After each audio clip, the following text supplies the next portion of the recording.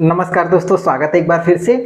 अगर आप भी 12 पास आउट कैंडिडेट है और एयरलाइंस के फील्ड में करियर बनाना चाहते हैं तो ये वीडियो बहुत इंपॉर्टेंट होने वाला है। जी हाँ, मैं बात कर रहा हूँ IGI aviation service private company limited है। यहाँ पर रिक्रूटमेंट निकाली गई है 12 पास आउट कैंडिडेट के लिए।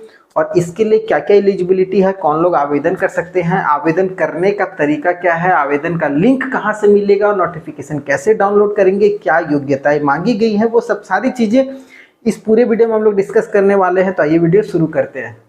ठीक है, सबसे इंपॉर्टेंट है भर्ती कहां से निकाली गई, तो वो IGI aviation service private company limited है, जो कि दिल्ली एयरपोर्ट में इसकी सुविधाएं होती है। आप देखोगे as a customer service agent का, जो कि फूड कोर्ट, खाने का स्टॉल वगैरह या बहुत सारा एंट्री वगैरह, चेक पॉइंट वगैरह में बहुत सारे वर्कर जो होते हैं वो काम करते रहते हैं, ग्राउंड स्टाफ जिसको हम लोग बोल सकते हैं, उस पद के लिए भर्ती निकाली गई है। और अगर आप एलिजिबल मतलब एक होता है ना, इंटरेस्ट रखते हैं कि हाँ इस पद के लिए मेरे को जाना है और इसमें कैसे भर्तियां होती है, तो ये बहुत इंपॉर्टेंट है, ध्यान से देखिएगा।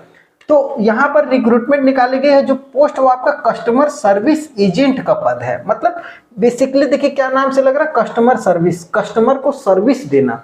अब वो सर्विस कई स्तर पे होती है, ग्राउंड स्टाफ में हो गया, फूड कोर्ट, खाने वगैरह का स्टॉल हो गया, या फिर कस्टमर को किसी भी तरीके का कोई दिक्कत ना हो। बहुत सारे देखे होंगे वर्कर लगे रहते हैं, आपका लगेज एक जगह से दूसरी जगह पहुंचाना और आपका फिर सामान आपके पास भी पहुंचा देना, ये सब सारी चीजें होती है जो ग्राउंड स्टाफ का काम होता है, वो सब सारी चीजें आपको करनी पड़ेगी। तो बेसिकली कस्टमर को सर्विस प्रोवाइड करना है और आप एक एजेंट होंगे। ठीक है, एजेंट किसके होंगे, वो आईजीआई एविएशन कंपनी के एजेंट होंगे जो आप सर्विस प्रोवाइड करेंगे। और इनका बेसिकली दिल्ली एयरपोर्ट में चलता है। ठीक है, तो दिल्ली एयरपोर्ट के साथ साथ और भी बहुत सारे एयरपोर्ट में है। तो आप अगर एलिजिबल हैं, आवेदन करना चाहते हैं तो समझ लीजिएगा। टोटल सीट की बात करेंगे तो 1074 पद है, मतलब मेल और फीमेल 1074 पद ऑल इंडिया बेसिस पे भर्ती निकाली गई है। पूरे भारत के कैंडिडेट, लड़के हो लड़कियां हो, आवेदन कर सकते हैं। 1074 पद है, अच्छी खासी सीट है। और इसमें देखिए कैटेगरी वाइज सीट नहीं बांटा गया, क्योंकि ये प्राइवेट कंपनी है तो यहाँ पर आपको वो सब सारी सुविधाएं नहीं मिलेंगी। फॉर्म 6 मार्च से चालू है, 22 मई, जी हाँ मार्च अभी चल रहा, अप्रैल एक महीना, उसके बाद 22 मई तक फॉर्म को भर सकते हैं। तो दिन की जो बात करेंगे वो बहुत अच्छा खासा समय है। अब बोलिएगा फॉर्म कैसे भरना है, तो फॉर्म ऑनलाइन के माध्यम से भरना है।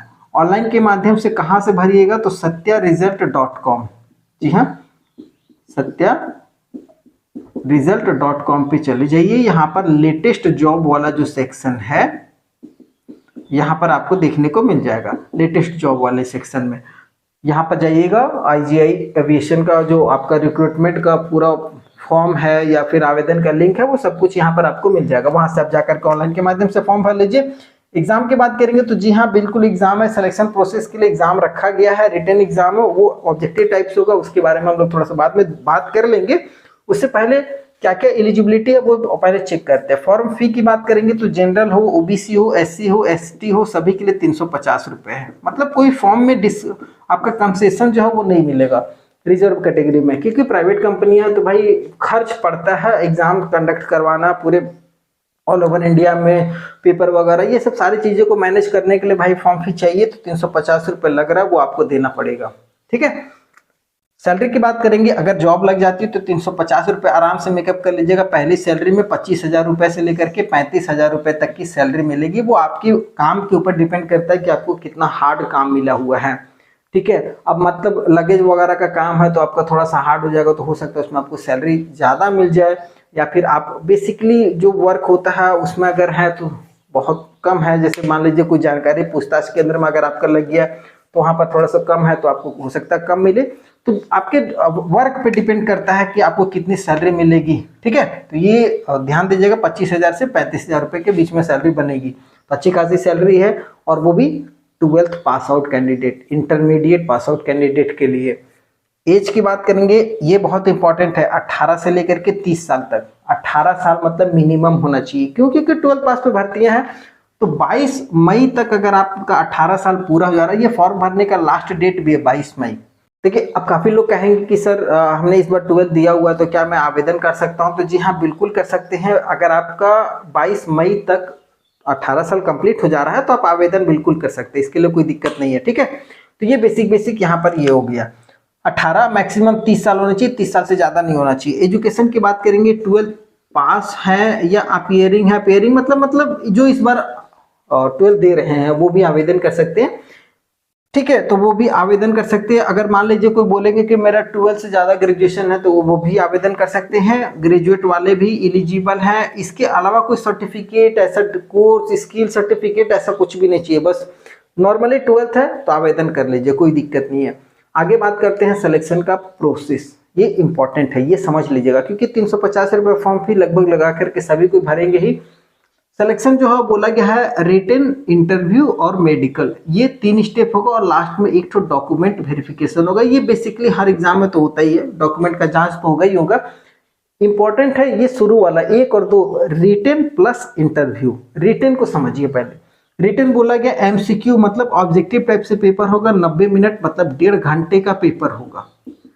1.5 घंटे 90 मिनट में आपको 100 प्रश्न मिलेगा, टोटल 100 क्वेश्चन, और हर एक क्वेश्चन एक नंबर का, मतलब 100 नंबर का पेपर होगा, 100 क्वेश्चन रहेगा। एक क्वेश्चन को 1 मिनट से भी कम समय में आपको बनाना रहेगा, 90 मिनट का समय है। सिलेबस की बात करेंगे, जनरल अवेयरनेस से 25 सवाल है, एविएशन का जानकारी से 25 सवाल है, इंग्लिश नॉलेज से आपका 25 सवाल है, और एप्टीट्यूड एंड रीजनिंग से 25 सवाल है। ये तो बेसिक हो गई सिलेबस की बात। अब बात करते हैं इसमें फोकस कैसे करना है, कैसे निकालना है इस एग्जाम को। देखिए, जनरल अवेयरनेस मतलब इसका कोई लिमिटेड तो सिलेबस नहीं होता है, ये बहुत ब्रॉड सिलेबस है, मतलब आपको ज्यादा पढ़ना पड़ेगा। लेकिन अगर आप एविएशन नॉलेज की बात करेंगे तो इनका लिमिटेड सिलेबस होता है कि भाई ये स्पेसिफाइड सिलेबस है कि आप उसमें से ही आपको सवाल आएगा, और उसको अगर अच्छे से तैयारी कर लीजिएगा तो चांसेस बहुत ज़्यादा हो जाता है। और 25 सवाल है, 25 नंबर का, तो एविएशन को आप थोड़ा फोकस कीजिए। इंग्लिश लैंग्वेज का भी लिमिटेड सवाल होता है, इसमें बहुत ज़्यादा टॉपिक नहीं होता, comprehension, fill in the blank, synonymous, antonymous वगैरह। और अभी लेटेस्ट में 2-4 क्वेश्चन और भी हैं जो जुड़े हुए हैं, थोड़ा सा देख लीजिएगा। और सिलेबस का लिंक नीचे डिस्क्रिप्शन में है, आप वहाँ से नोटिफिकेशन में देख सकते हैं क्या क्या सिलेबस है। तो इंग्लिश लैंग्वेज को भी आप थोड़ा फोकस कर लीजिएगा, और इसको फोकस करके ये दोनों टॉपिक को पकड़िए। और एप्टीट्यूड एंड रीजनिंग लगभग सभी का तेज होता है, सब इसमें उस्ताद होता है। ये तो 3 सिलेबस आप अगर कवर कर ले रहे हैं अच्छा खासा, मान लीजिए 3 सिलेबस आपका तो 25 75 नंबर का ये पेपर आपका हो जा रहा है। और अगर जनरल अवेयरनेस में अच्छा खासा इन सब के साथ लेकर उसको तैयारी कर रहे हैं, तो मतलब अगर मान लीजिए 3 में से अगर आप 60 भी उठा ले रहे हैं, और इधर में अगर आप 25 में 15 भी उठा रहे हैं, तो 75 नंबर उठ रहा है। 75 में आपका बहुत ज्यादा चांस है कि आपका हो जाएगा, ठीक है।